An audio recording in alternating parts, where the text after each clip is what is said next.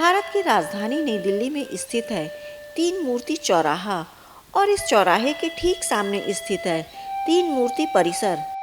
चलिए देखते हैं इतिहास के पन्नों में इन तीन मूर्तियों और इसके सामने स्थित तीन मूर्ति परिसर का क्या महत्व है। तीन मूर्ति गोलंबर के साथ साथ तीन मूर्ति परिसर में स्थित है महत्वपूर्ण 5 भवन। पहला तीन मूर्ति भवन, दूसरा प्रधानमंत्री संग्रहालय, तीसरा तीन मूर्ति पुस्तकालय एवं शोध संस्थान, चौथा नेहरू ताराघर और पांचवा कुशक महल। चलिए बारी बारी से इन्हें समझने की कोशिश करते हैं। शुरुआत तीन मूर्ति चौराहे पर स्थित इन तीन मूर्तियों से करते हैं। दरअसल इन तीन मूर्तियों से जुड़ी है भारतीय सैनिकों की वीर गाथा। सन 1918 ईस्वी में प्रथम विश्व युद्ध के दौरान आज के इजराइल और उस वक्त के फिलिस्तीन में ब्रिटिश सैनिकों और ऑटोमन साम्राज्य के बीच एक निर्णायक युद्ध हुआ, जिसे हम हाइफा युद्ध के रूप में भी जानते हैं। इस युद्ध में विजय दिलाने में भारतीय सैनिकों की महत्वपूर्ण भूमिका थी। इस विजय गाथा में शामिल थे जोधपुर, हैदराबाद और मैसूर के सैनिक। ब्रिटिश सरकार जो इस क्षेत्र को राजधानी के रूप में उस वक्त विकसित कर रही थी, 1922 में इन सैनिकों के सम्मान में इन मूर्तियों का निर्माण करवाया, जिसे हम तीन मूर्ति या हाइफा युद्ध स्मारक के रूप में भी जानते हैं। 2018 में हाइफा वार शताब्दी समारोह में तत्कालीन इजरायली प्रधानमंत्री बेंजामिन नेतन्याहू भारत आए थे और इस कार्यक्रम में शामिल हुए थे। इन्हीं तीन मूर्तियों के ठीक सामने तीन मूर्ति भवन, इसकी कहानी भी बड़ी दिलचस्प है। इंपीरियल दिल्ली के इस हिस्से के डिज़ाइन का श्रेय वास्तुकार रॉबर्ट रसल को जाता है। वायसराय हाउस के बिल्कुल पास होने के कारण ये रिहाइश बना उस समय के भारतीय सेना प्रमुख का और इसे फ्लैग स्टाफ हाउस कहा जाता था। भारत की आज़ादी तक इसमें सेना अध्यक्ष रहा करते थे।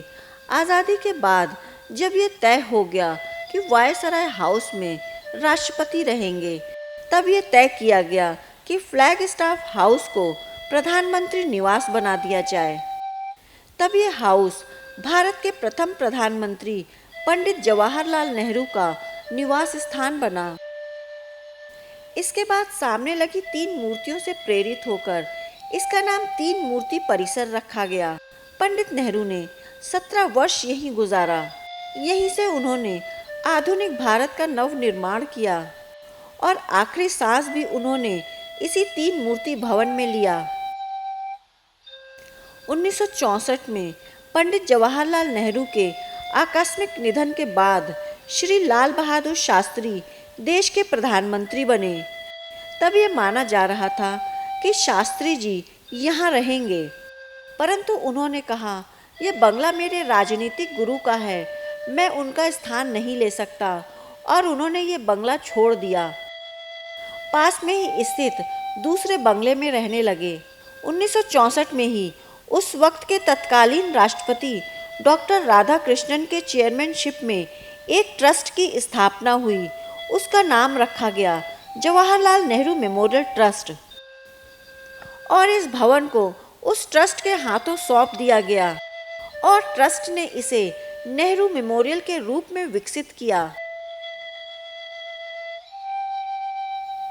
जहां पंडित नेहरू से जुड़ी हर छोटी बड़ी चीज़ों को सहेज कर रखा गया, जिसमें विदेशी दौरे पर उन्हें मिलने वाले उपहार हों या दुनिया के बड़े नेताओं से संवाद करते हुए उनकी तस्वीरें।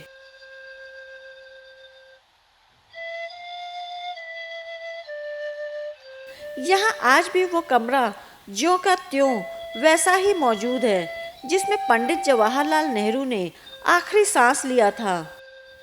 वह सभागार जहाँ वो बैठकर अपने कैबिनेट के साथियों से मिला करते थे या विदेशी मेहमानों का स्वागत करते थे, या उनका पुस्तकालय जिसमें वे बैठकर अध्ययन किया करते थे। बाद में इंदिरा गांधी के समय में इसे नेहरू संग्रहालय से एक कदम आगे बढ़कर राष्ट्रीय आंदोलन के संग्रहालय के रूप में विकसित किया गया, जहां आज़ादी के आंदोलन और संघर्ष से जुड़ी यादों के साथ साथ भारतीय संविधान के बनने की प्रक्रिया को भी दर्शाया गया। 1968 में इसी परिसर में नेहरू पुस्तकालय के लिए अलग से भवन बनाया गया, जिसमें इतिहास, राजनीतिक शास्त्र और अर्थशास्त्र से जुड़े छात्र शोध के लिए आया करते हैं।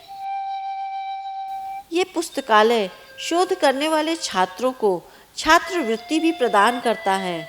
2010 में यहाँ उपलब्ध मैन्युस्क्रिप्ट का डिजिटलाइजेशन का कार्य आरंभ हुआ। लगभग 2 वर्षों में 30,000 से ज़्यादा तस्वीरों, 5 लाख से ज़्यादा मैन्युस्क्रिप्ट छात्रों को डिजिटल फॉर्म के रूप में उपलब्ध कराया गया।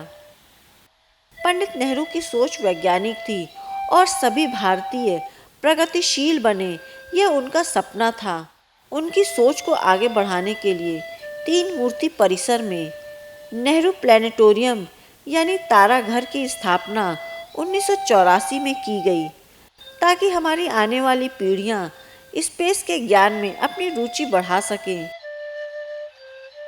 बाद में 2018 ईस्वी के आसपास प्रधानमंत्री नरेंद्र मोदी की सलाह पर इस परिसर के पिछले हिस्से में भारत के सभी प्रधानमंत्रियों के लिए एक संग्रहालय बनाने का निर्णय लिया गया, जिसके वास्तुकार थे सौरभ मैकी। 75 साल के भारतीय प्रधानमंत्रियों और भारत की विकास यात्रा को 7.5 घंटे के ऑडियो और वीडियो कार्यक्रम में पिरोया गया। इसमें भारत की विकास गाथा को 43 गैलरियों के माध्यम से दर्शाया गया, जिसमें एक अलग से दीवार भारत के प्रधानमंत्रियों के लिए रखा गया।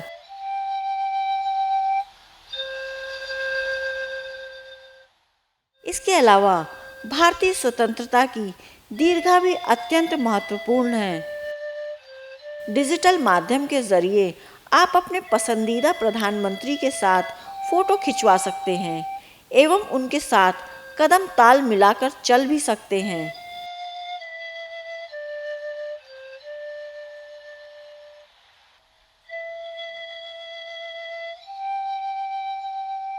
उनकी हस्ताक्षर की हुई चिट्ठियां भी हासिल कर सकते हैं।